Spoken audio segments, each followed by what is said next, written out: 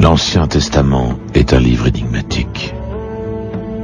Il est aussi bien un livre d'histoire ancienne qu'un ensemble de règles qui ont donné naissance à une religion, le judaïsme.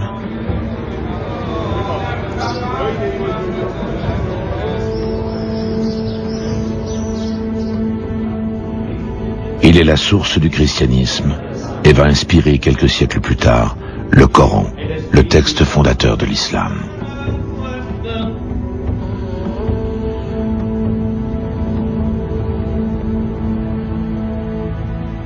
Les personnages qui peuplent ces pages ont accompagné l'Occident depuis plus de 2000 ans. Notre imagination a été emportée par leur histoire. Moïse et l'exode d'Égypte, la prise de Jéricho par Josué et bien d'autres récits qui ont pour décor le Levant et la terre de Canaan.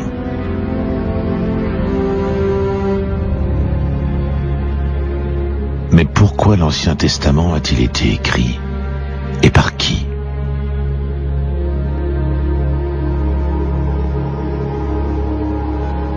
Une science moderne est venue apporter à ces interrogations des lumières nouvelles qu'elle a dégagées des pierres et du sol.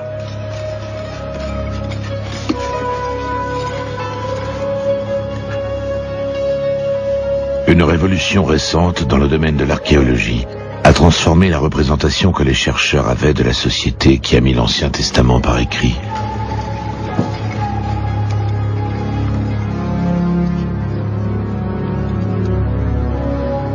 C'est cette révolution archéologique qui a rendu possible l'enquête qui va être menée ici.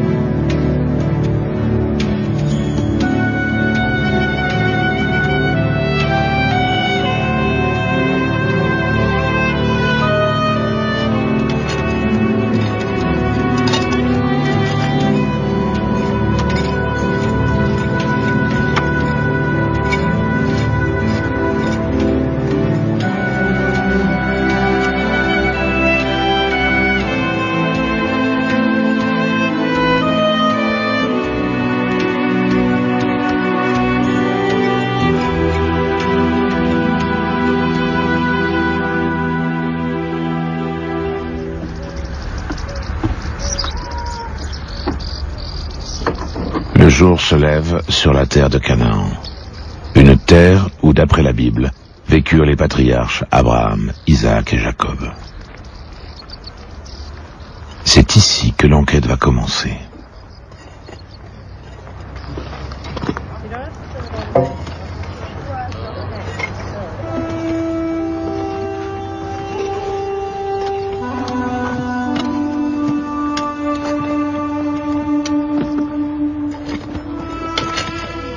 Les archéologues vont tenter de retrouver là les traces de ces personnages.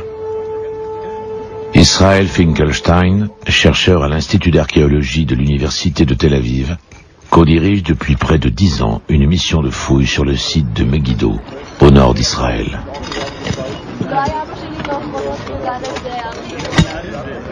Une centaine de spécialistes du monde entier et de bénévoles participent à son aventure. Megiddo est le joyau de l'archéologie biblique. Son histoire retrace 7 millénaires de contacts et de conflits entre les grandes puissances qui dominèrent successivement la région. L'Égypte, la Syrie, la Babylonie, puis l'Empire perse. Le site de Megiddo est un tel, une colline artificielle née de l'accumulation d'habitations, de palais et de temples bâtis au fil des siècles les uns au-dessus des autres.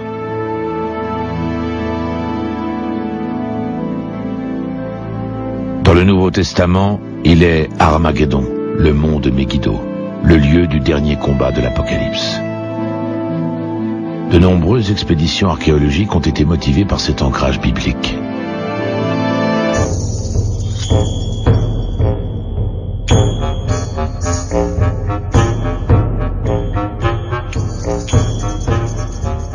À partir de 1903, un archéologue allemand, Gottlieb Schumacher, organise les premiers chantiers de fouilles sur le site.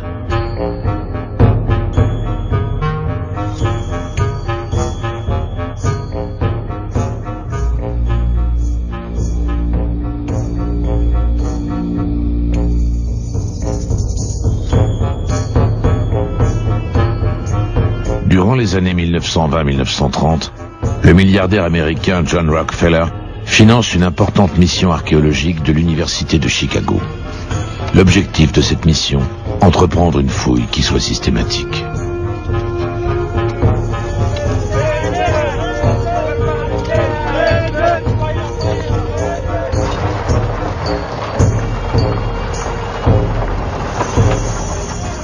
Grâce au travail de centaines d'ouvriers recrutés sur place ou qu'ils firent venir d'Égypte, le socle rocheux est atteint en creusant une vaste tranchée de 20 mètres de large et de 15 mètres de profondeur. This is a key for understanding the history of Megiddo and the history of the entire country. Nous avons ici une clé pour comprendre l'histoire de Megiddo et celle de tout le pays. Une opportunité unique que nous ont léguée les archéologues du passé. There's this incredible section going all the way down to bedrock. C'est une coupe exceptionnelle à travers 7000 ans d'histoire, depuis le socle rocheux jusqu'au sommet, qui date du 5e siècle avant Jésus-Christ.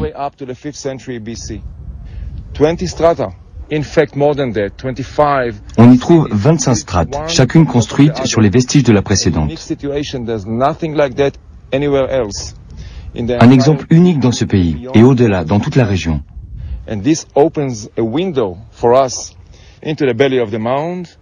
Cela nous ouvre une fenêtre sur les entrailles du tertre, un livre ouvert, l'histoire de Megiddo de l'âge du bronze jusqu'à l'âge du fer. Mais pas seulement l'histoire de Megiddo, celle de tout le pays.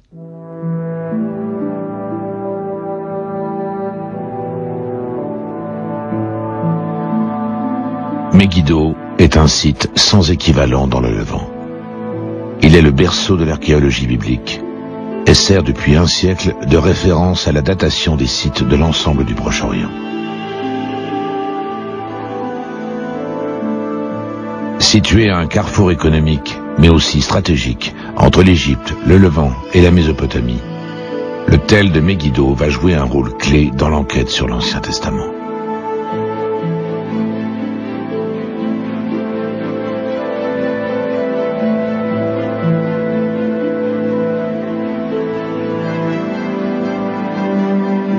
L'Ancien Testament est le nom communément donné à la Bible hébraïque.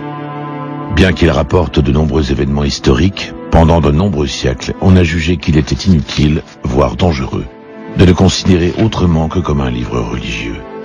On évitait soigneusement d'en discuter le contenu. Cette attitude va changer à la suite de ce qu'on appelle les Lumières. La Bible sera relue avec les outils de la science et de la raison.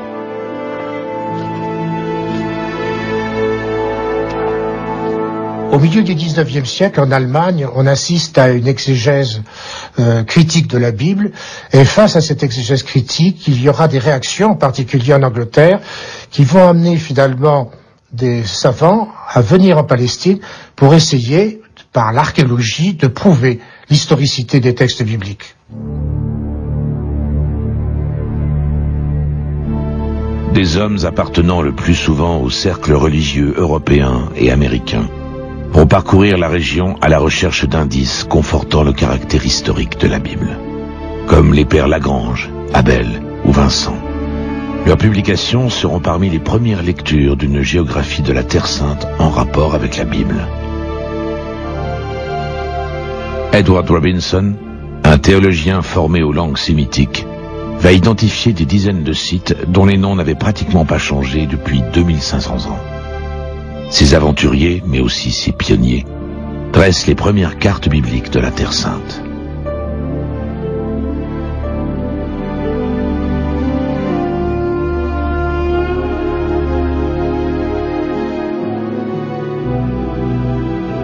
Grâce à leurs travaux, progressivement, des fouilles systématiques sont mises partout en chantier.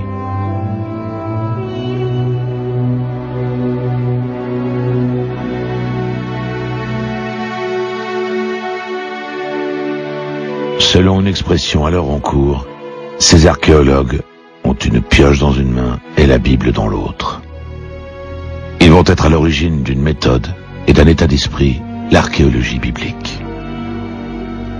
Si vous voulez, il faudra beaucoup de temps pour se sortir de l'archéologie biblique. Même encore dans les années 30, un archéologue américain comme William Foxwell Albright est convaincu que par ses recherches archéologiques, il arrivera à prouver l'historicité de la Bible. Et donc ce mouvement-là va continuer pratiquement jusqu'en 1960. Cette démarche n'a pas totalement disparu. Mais depuis quelques années, des chercheurs ont ouvert une voie nouvelle qui a fait de l'archéologie en Terre Sainte une discipline scientifique indépendante.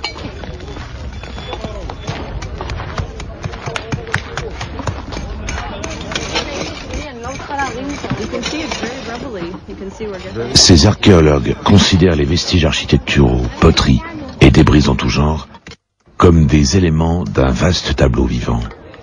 Une réalité humaine qu'il leur faut prélever, comprendre et interpréter scientifiquement.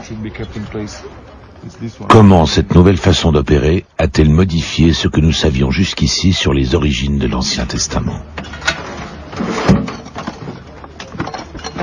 C'est l'enquête que mène pour nous Israël Finkelstein, à Megiddo et sur les sites archéologiques du Levant.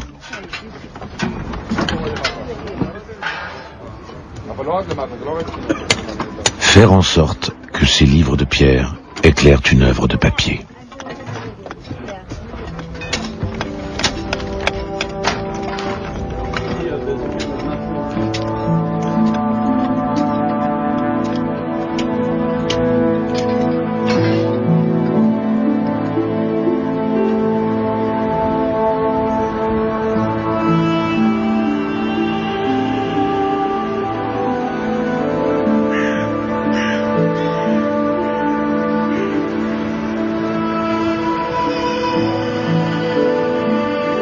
La Bible est le livre le plus lu au monde. Ses savants sont exégètes, épigraphes, spécialistes de littératures anciennes, linguistes, historiens ou théologiens. Thomas Römer est l'un d'entre eux. Il est professeur d'Ancien Testament à la faculté de théologie de Lausanne. Il va nous guider dans le livre. Qu'est-ce que la Bible hébraïque? D'abord, évidemment, c'est le texte fondateur du judaïsme. C'est aussi le texte qui est à l'origine des trois monothéismes, judaïsme, christianisme et l'islam. Plus précisément, ce qui fait sa particularité, c'est une histoire d'abord du peuple hébreu, une histoire nationale qui commence avec les patriarches jusqu'à la royauté, mais cette histoire nationale devient aussi une histoire universelle par l'apport des prophètes, par l'ouverture vers les nations. Donc la Bible hébraïque a ceci de particulier que c'est à la fois un livre très spécifique lié au peuple hébreu et ensuite par sa réception et par son élargissement qu'elle est devenue en fait un livre qui apporte un message universel.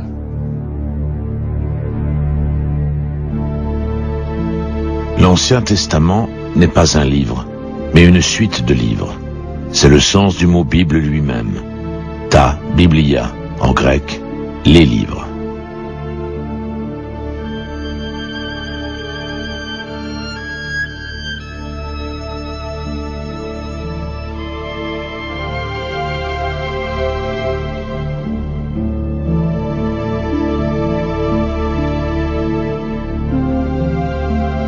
C'est le premier livre imprimé de l'histoire de l'humanité. Comme tous les grands textes religieux, c'est un document controversé, justifiant les guerres et les conquêtes pour certains, et pour d'autres, délivrant un message de paix.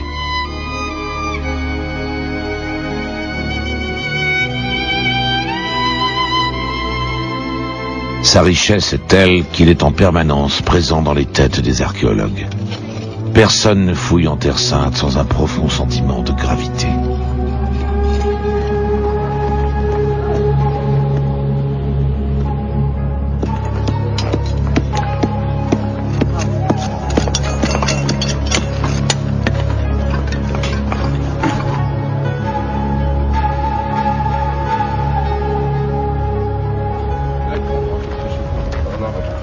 Israël Finkelstein, l'archéologue, et Neil Silberman, l'historien, ont entrepris d'écrire ensemble un livre qui confronte les découvertes de l'archéologie avec les récits bibliques les plus célèbres.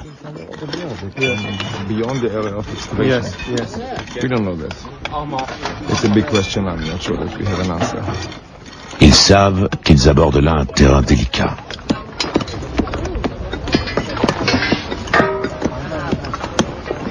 La Bible est bien sûr un de nos textes majeurs sur l'Antiquité du Proche-Orient, mais elle a évidemment une dimension plus large. Ce texte antique est au cœur de la religion de centaines de millions d'hommes dans le monde entier. Donc nous sommes bien conscients des sensibilités liées à la Bible, mais nous tentons de nous appuyer sur les découvertes les plus récentes, sur la vision la plus juste possible pour faire vraiment évoluer la compréhension de ce que la Bible représente réellement dans le contexte antique. La rédaction de leur livre fournira le plan de notre enquête et son déroulement, des temps les plus reculés aux périodes les plus récentes.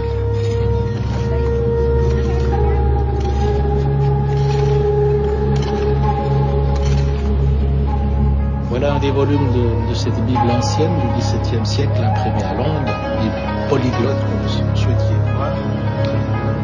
L'Ancien Testament respecte plus ou moins un ordre chronologique. Les 5 premiers livres qui forment ce qu'on appelle le Pentateuque, la Torah en hébreu, en sont le socle.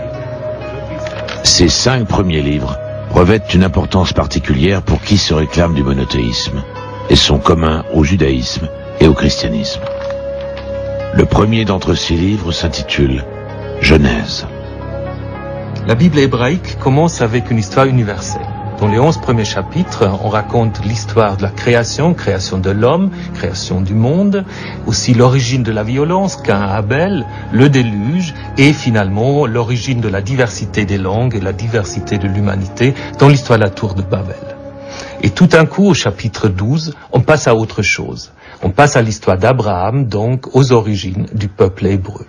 Avec cet appel que reçoit Abraham de la part de Dieu, Vayomer Adonai el Avram, Lech lecha me'artzecha u'memoladcha u'mevet avicha el haaretz asher areka. Le Seigneur dit à Abraham, va de ce pays, de ta parenté, de la maison de ton père, vers le pays que moi je te ferai voir. La Bible présente ainsi le patriarche Abraham, sa femme Sarah et Lot, son neveu, quittant leur terre en réponse à un ordre divin et partant avec leurs troupeaux en direction de la terre promise.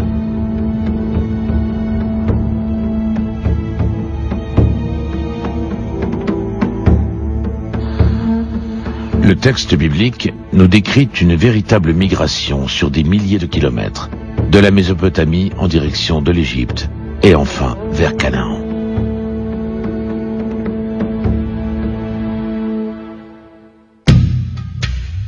Conformément aux conceptions romantiques et orientalistes alors en cours, les chercheurs du tout début du XXe siècle imaginent Abraham sous les traits d'un bédouin semblable à ceux qu'ils voyaient en Terre Sainte. Pour eux, le récit biblique décrit un mode de vie caractéristique de la région, et ce, depuis des millénaires.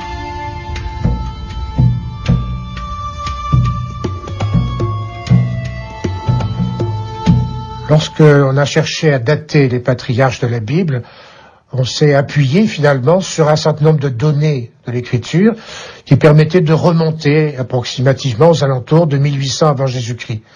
Mais évidemment, ça ne s'appuyait que sur les données bibliques, pas tellement sur les données externes à la Bible. Et aujourd'hui encore, si vous voulez, beaucoup de gens estiment que si on veut dater Abraham, c'est vers 1800 avant Jésus-Christ. 1800 avant Jésus-Christ, ce que l'archéologie nomme le bronze moyen.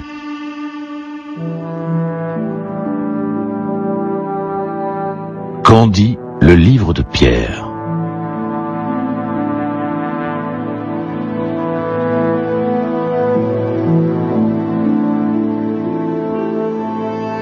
Nous devons interroger au cœur du site les strates qui sont datées du bronze moyen.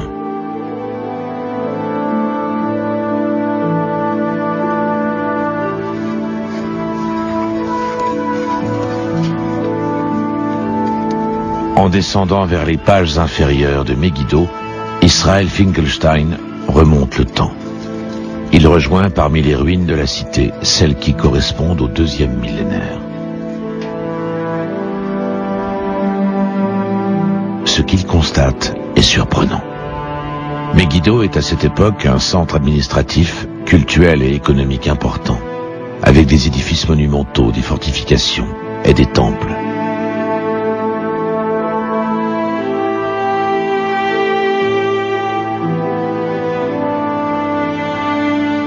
Loin d'indiquer un paysage aride ne convenant qu'à une vie de berger, les strates de l'époque supposée de la migration d'Abraham révèlent une cité-État de près de 2000 habitants.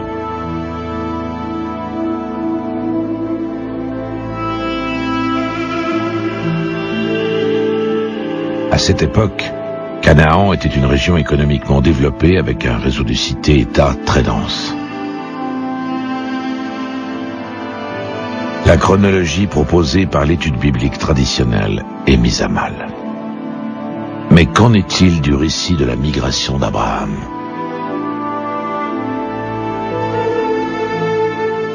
Canaan est un territoire tampon situé entre l'Égypte et la Mésopotamie. Ces empires y ont laissé de très nombreux vestiges. Megiddo est un des sites où de tels matériaux. Ce livre de pierre va nous permettre de lire des pages anciennes de l'histoire de l'Égypte et de la Mésopotamie. Des pages dont la lecture archéologique est indispensable pour poursuivre l'enquête sur Abraham.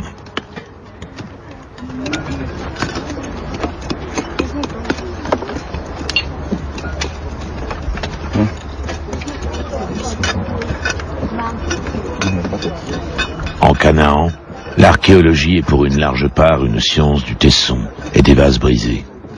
Leur style décoratif, leur datation, leur usage sont autant d'éléments qui forment un immense puzzle toujours riche d'enseignements.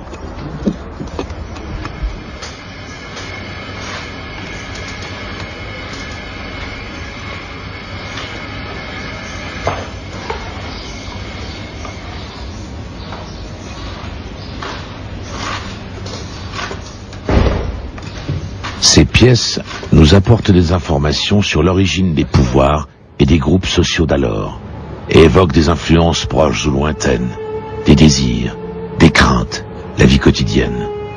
Comme ces empreintes de petits cylindres gravés utilisés comme sceaux ou amulettes qui déroulent sous nos yeux des scènes de rituels présents en Mésopotamie et au Levant.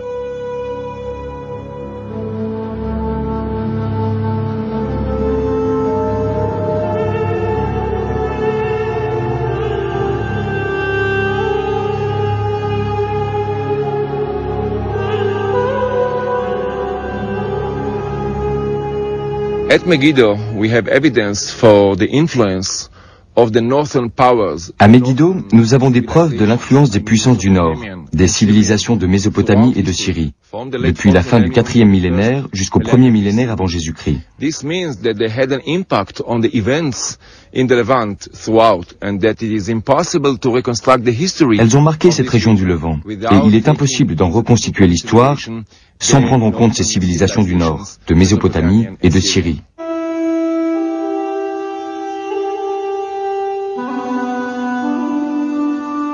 On trouve dans les récits de patriarches beaucoup de liens avec les peuples du Nord, donc les Araméens. Déjà, Jacob a son oncle Laban qui se trouve là-bas, et puis on voit très bien que c'est des liens de famille, bien sûr, mais aussi des liens compliqués, de conflits. Il faut définir le territoire et ça se passe pas toujours très facilement. Le Nord est aussi évoqué au moment du départ d'Abraham, puisqu'il vient de Haran, ville importante justement des Araméens. Le texte biblique nous parle de la migration d'Abraham comme d'une rupture avec une civilisation qui fut la sienne. L'hypothèse de patriarche originaire de Mésopotamie est-elle plausible?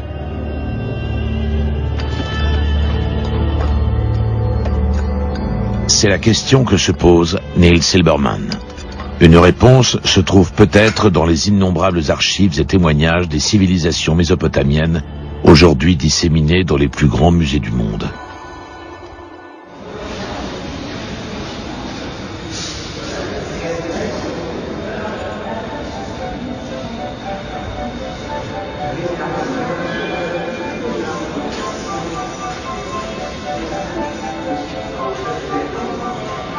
On peut trouver là un panorama des empires qui se sont succédés en Mésopotamie au cours des temps. Sumériens, Akkadiens, Assyriens et Babyloniens.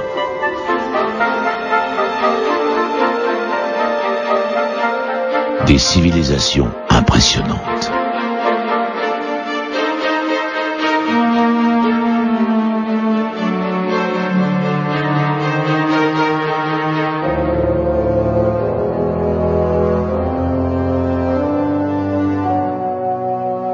Aux côtés de ces sculptures monumentales découvertes lors des fouilles, surgirent des sables, des milliers de tablettes couvertes de signes cunéiformes. Des écrits d'argile couvrant plusieurs milliers d'années, et dont certains datent du 2e millénaire avant Jésus-Christ.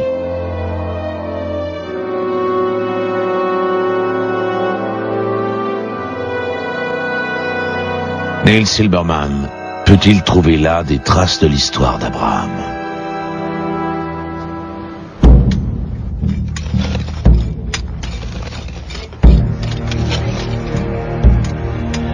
Les nombreuses tablettes exhumées des limons du Tigre et de l'Euphrate forment une gigantesque base de données qu'il a fallu déchiffrer. Un travail qui a duré plus d'un demi-siècle. Que contiennent ces tablettes? Elles nous renseignent sur la vie des différents peuples de la Mésopotamie. Elle laisse ainsi espérer une information sur Abraham, dont la Bible nous dit qu'il a commencé ici sa migration.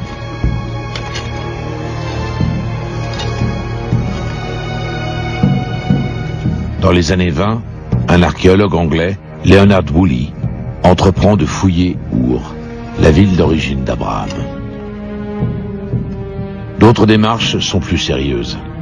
William Albright, un savant américain, croit pouvoir identifier le cadre historique du récit des patriarches. Il affirme qu'une vaste migration d'un peuple nomade, les Amorites, venus de Mésopotamie vers l'an 2000 avant Jésus-Christ, a provoqué la destruction de la culture urbaine dans le Levant. Abraham pourrait être l'un de ces Amorites. «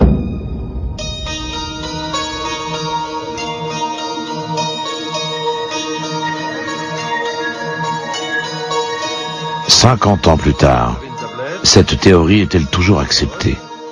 Neil Silberman s'est rendu à l'école pratique des hautes études de Paris.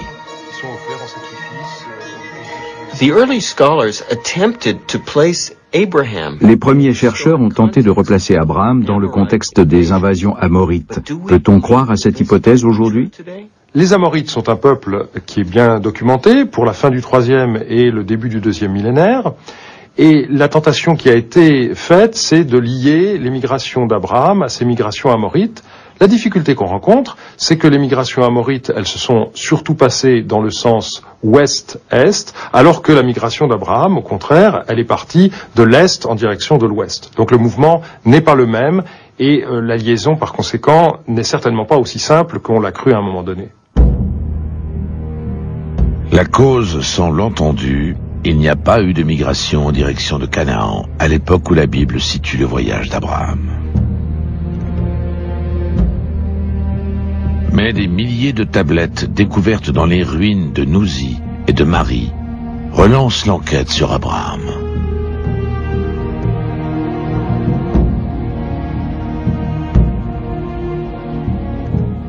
Plus de 20 000 écrits cunéiformes furent dégagés à Mari. On y a découvert des noms bibliques.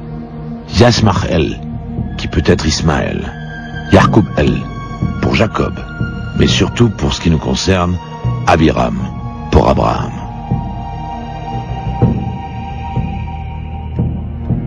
On a cru pendant longtemps que le nom d'Abraham pouvait être lié à la période aux alentours de 1800, parce que ce nom était connu par un certain nombre de textes. En réalité, il a fallu se rendre à l'évidence que la multiplication des textes a montré que ce nom était beaucoup plus répandu, et pas simplement autour de 1800, mais jusque dans les siècles qui ont suivi. Et donc, on ne tenait pas là une véritable preuve de la datation du patriarche biblique. Au fur et à mesure que sont déchiffrées ces tablettes, de nouvelles théories apparaissent, qui, pour la plupart, tentent d'apporter des preuves de l'existence d'Abraham au 2e millénaire avant notre ère. On cherche à établir à tout prix des correspondances, tant les parallèles paraissent troublants entre les écrits cunéiformes et certains épisodes de la Genèse. John Van Seters, un expert de renommée internationale, a longtemps travaillé sur les archives trouvées sur le site de Nouzi.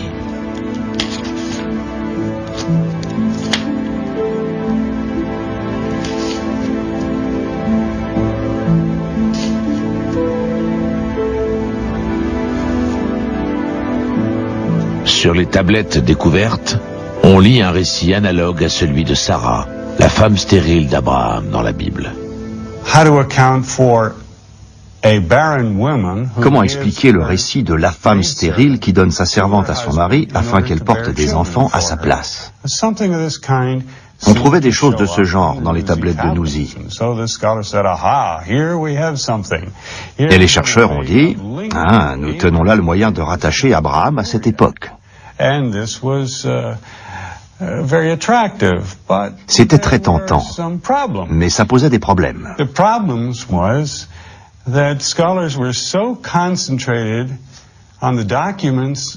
Les chercheurs se sont tellement focalisés sur les documents du deuxième millénaire qu'ils ont négligé ceux du premier. Or, quand on examine le même type de documents au premier millénaire, on y retrouve les mêmes coutumes.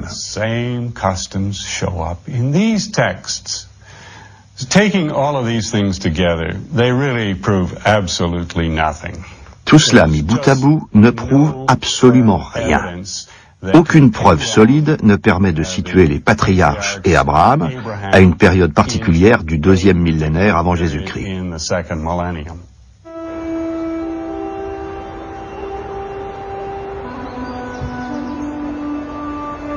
Ainsi, concernant le récit d'Abraham, l'archéologie biblique traditionnelle aboutit à une impasse.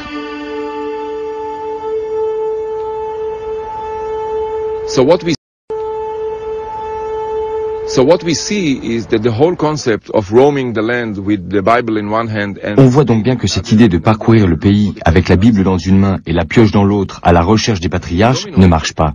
Par un effet de domino, les théories s'effondrent les unes après les autres. Donc le problème n'est pas le choix de telle ou telle théorie, mais la façon de penser. The idea of old traditional biblical archaeology does not work. L'idée qui fonde l'archéologie biblique traditionnelle ne fonctionne pas, elle est fausse. Donc il nous faut revenir au texte, au livre de la Genèse, pour comprendre la réalité de l'époque des patriarches en étudiant l'époque de la rédaction des textes. Donc l'Ancien Testament peut être utilisé par les historiens. Il suffit de savoir détecter les indices que ce livre recèle. Des noms de lieux ou de peuples, des paysages. Dans le livre de la Genèse, il est fait mention, en liaison avec nos patriarches, des Philistins. Un peuple installé en Canaan qui, dit la Bible, a donné du fil à retordre aux Israélites.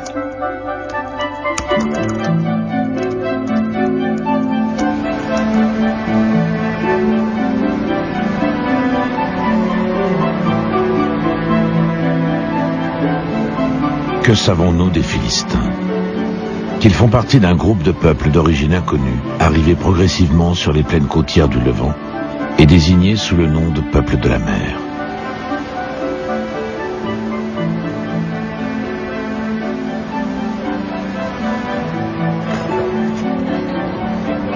Neil Silberman est allé à la rencontre d'Ayelet Gilboa, une archéologue israélienne qui fouille à Dor, non loin de Megiddo, un site en relation avec ces peuples de la mer.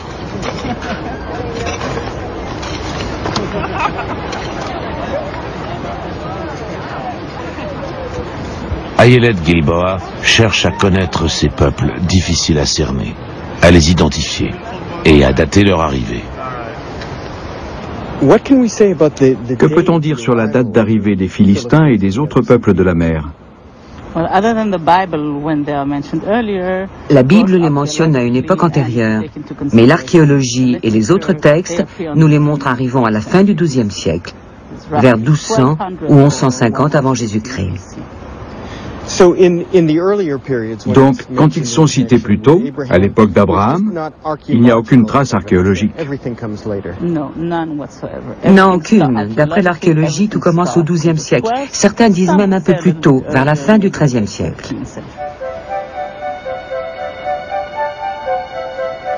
Les versets qui, dans la Bible, associent les patriarches aux Philistins, supposent donc un monde postérieur au XIIe siècle avant Jésus-Christ.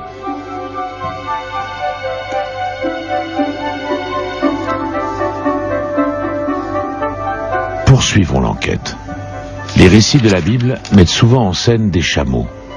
On trouve dans le livre de la Genèse 25 occurrences de ce mot, dont une grande partie en relation avec le patriarche Abraham.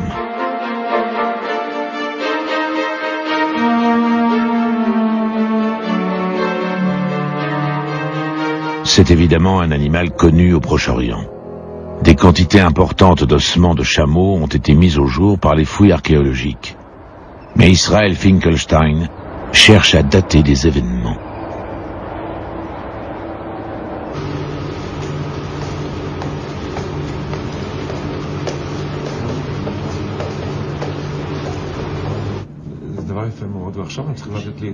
Il est allé interroger Lidar Sapir du laboratoire d'archéozoologie de l'université de Tel Aviv. Que sait-on sur l'époque de la domestication du chameau dans la région du Levant? D'après les évidences archéologiques, il n'a pu y avoir de domestication du chameau comme bête de somme antérieure au premier millénaire avant notre ère. Un deuxième indice entre ainsi en contradiction avec le texte biblique. Les chameaux au Proche-Orient n'ont été employés comme bêtes de somme qu'après l'an 1000 avant Jésus-Christ.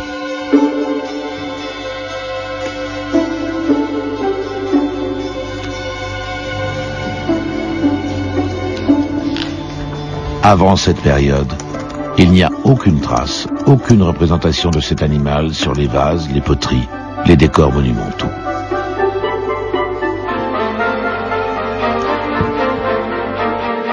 Mais notre enquête ne s'arrête pas là. La présence de chameaux est liée au commerce caravanier en provenance d'Arabie. Des caravanes qui transportent de la gomme à dragante, du baume, du ladanum, nous dit le texte biblique. Les tablettes assyriennes et l'archéologie montrent que les routes caravanières liant l'Arabie à la côte du Levant passaient aux confins du royaume de Juda. Ce commerce, qui nécessitait de nombreux chameaux, avait atteint son apogée au 7e siècle avant Jésus-Christ. Les caravanes du récit sur Joseph, le fils du patriarche Jacob, dépeignent donc une réalité du 7e siècle, lorsque l'Empire assyrien dominait le petit royaume de Juda.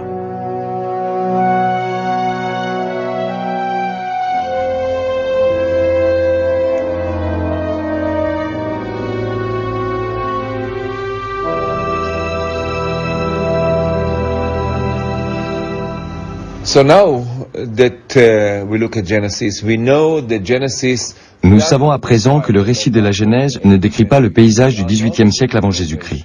There are enough anachronisms there about the Philistines, about the camels. Il y a trop d'anachronismes, les Philistins, les chameaux, qui montrent que nous ne sommes pas à l'âge du bronze moyen. Instead, it is clear that we are in the 7th century BC. En revanche, il est clair que nous sommes au 7e siècle. De nombreux détails dans la Genèse correspondent parfaitement à cette époque. Voilà déjà une question résolue. Quand? Mais il reste une autre question. Pourquoi? Revenons vers les auteurs de la Genèse. Pourquoi ont-ils raconté cette histoire de cette manière?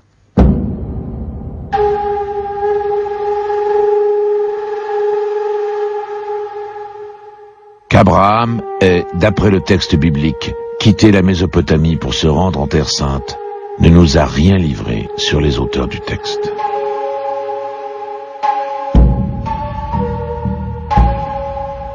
Que pouvons-nous apprendre si nous examinons l'étape ultime de sa migration?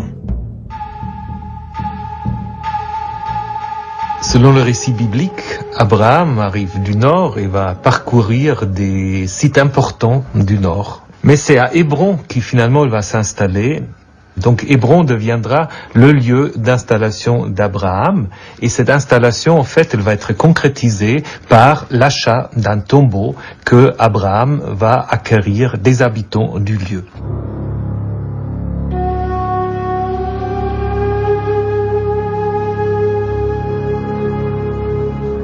Les noms des lieux mentionnés là dans la Bible ont attiré l'attention d'un chercheur allemand.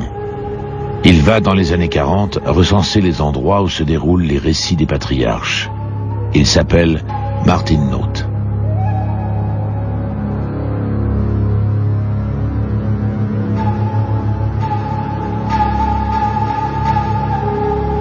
La Bible nous raconte qu'Abraham, un nomade, a fait l'acquisition d'un terrain près de Hébron, pour y mourir, mais aussi pour y vivre. Le récit parle de l'apparition dans une chênaie à Mambré de 3 envoyés de Dieu qui annoncent à la femme d'Abraham, jusqu'ici stérile, qu'elle va avoir un enfant.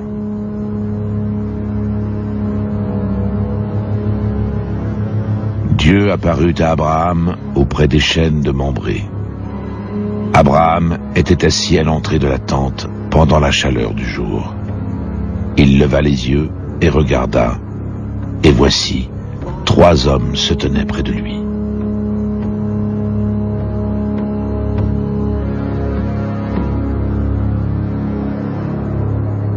Hébron et Mambré sont situés au centre du pays de Canaan, au cœur de ces collines rocailleuses.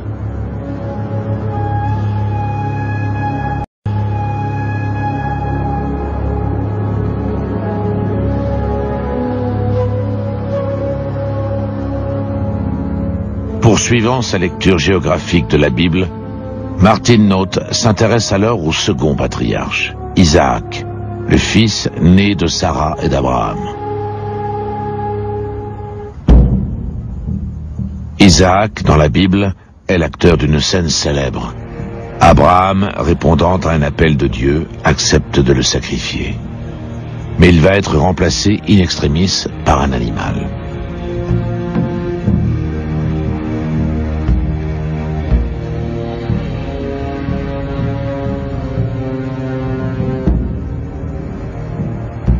Le texte nous dit qu'Isaac est berger et qu'il vit dans le sud semi-désertique du territoire de Canaan.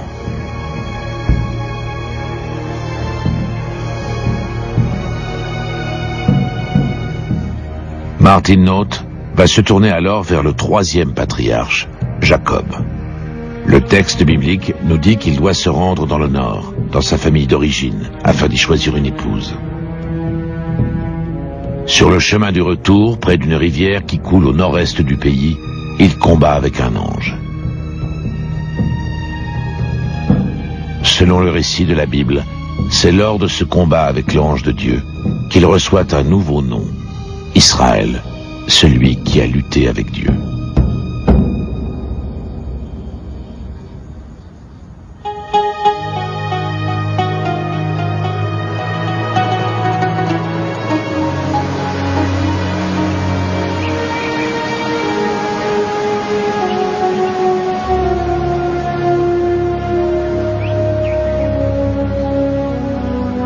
La géographie des 3 patriarches sur le territoire de Canaan a amené Martin Noth à suggérer une autre lecture que celle traditionnelle de la Bible.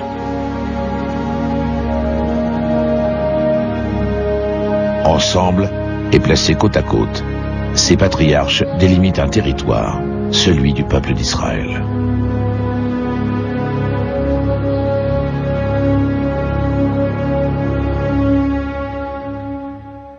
À partir de ces espaces géographiques, on peut comprendre qu'on ait cherché à les relier les uns aux autres au fur et à mesure que l'histoire s'est développée, et on a voulu comprendre comment des groupes humains s'étaient associés les uns aux autres. Et à ce moment-là, on a une sorte de généalogie patriarcale avec Abraham, Isaac et Jacob. Donc il est assez clair que nous avons affaire à l'origine de 3 traditions séparées. Donc ces patriarches en fait n'avaient pas de lien de parenté. On a raconté dans le nord l'histoire de Jacob, à Hébron on a raconté l'histoire d'Abraham, et à Beersheba sans doute on a raconté des histoires sur Isaac. Donc l'idée que ces 3 patriarches sont liés par une filiation et une invention en fait tardive des rédacteurs bibliques qui voulaient donner l'impression qu'il existe un lien entre ces 3 patriarches, alors qu'à l'origine, ce lien n'existait pas. Diversité des traditions orales ou des textes concernant les patriarches. Dès le XIXe siècle, l'exégèse biblique allemande avait décelé dans la Genèse le tissage de récits d'origine variée, les unes liées au royaume du Nord, Israël, les autres au royaume du Sud, Juda. Donc il y a 3 traditions différentes, situées dans 3 zones géographiques différentes. Et la question c'est, pourquoi Abraham est-il le personnage central? Pourquoi l'a-t-on mis en premier? La réponse est claire. Nous sommes à Jérusalem, au 7e siècle avant Jésus-Christ, à l'époque du royaume de Juda. So, regardless whether the patriarchs are historical or mythical, aussi peu importe que les patriarches soient des figures historiques ou mythiques, l'essentiel est que le contexte du récit nous renvoie au 7e siècle, dans le royaume de Juda, à Jérusalem, et que les auteurs ont décidé de placer Abraham en premier, comme fondateur de la famille, au centre du récit, plaçant ainsi Juda au centre de l'univers.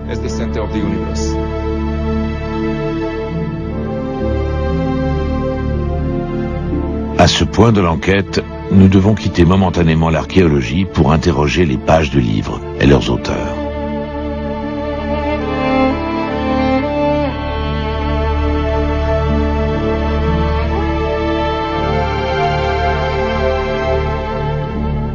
Dans la Bible, on peut voir que de nombreux versets sont consacrés à des listes de générations et d'alliances familiales qui définissent des territoires et structurent le temps.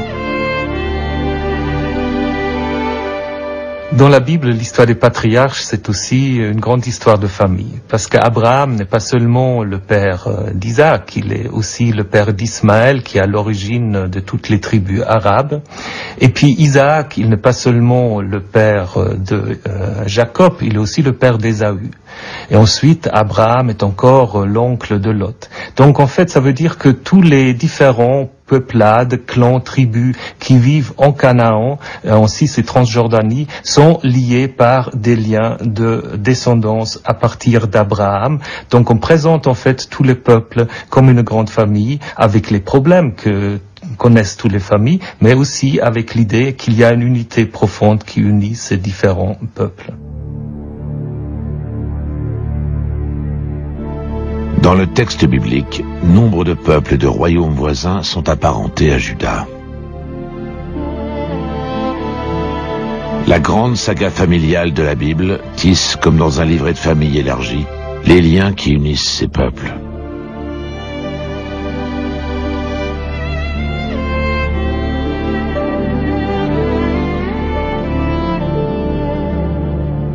Le personnage d'Abraham est la représentation symbolique de la naissance d'une nation.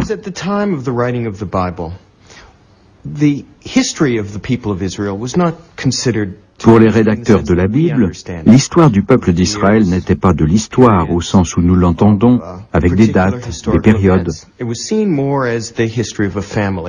Ils y voyaient plutôt l'histoire d'une famille dont le père, le fondateur, est bien sûr le personnage essentiel. Et dans toutes les histoires d'Abraham, on voit la représentation symbolique des lieux importants du royaume de Juda et du mode de relation avec les autres peuples qui ont fait l'histoire judéenne.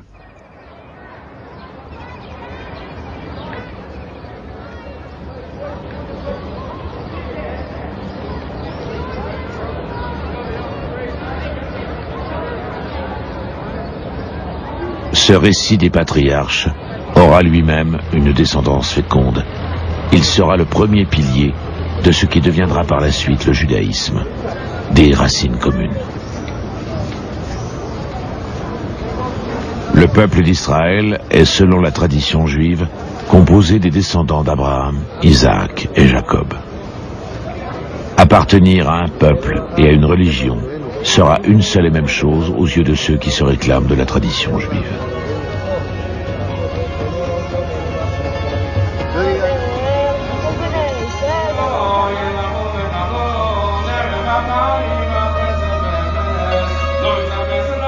Notre enquête a fait un grand pas. Les éléments recueillis nous permettent d'établir la période de la première rédaction des récits des patriarches et d'offrir un cadre géographique à cette entreprise, la région de Juda, au 7e siècle avant Jésus-Christ.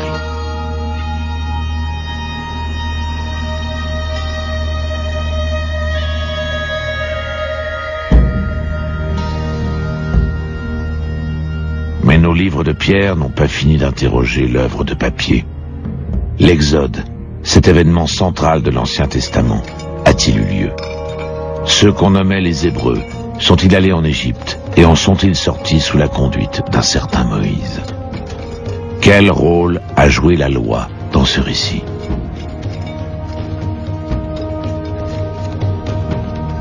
C'est le sujet et l'enquête du 2e épisode.